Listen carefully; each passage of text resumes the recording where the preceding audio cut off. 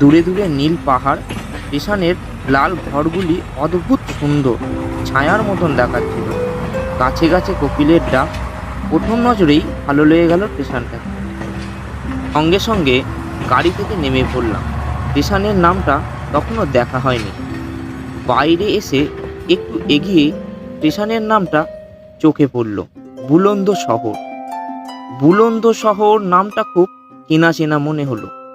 ওই নামের সঙ্গে জড়ানো কি যেন কাহিনী, কিন্তু না, কিছুই মনে করতে পারলাম না। স্টেশনের বাঁ দিক দিয়ে একটা সরু রাস্তা চলে যাচ্ছে বনের দিকে। আমিও সেই রাস্তা বরাবর হাঁটা শুরু করলাম। কিছুটা রাস্তা পেরিয়ে বনে ঢুকলাম। বনের মধ্যে একপাশে দেখলাম একটা সরু নদী, কিন্তু বেশ গভীর।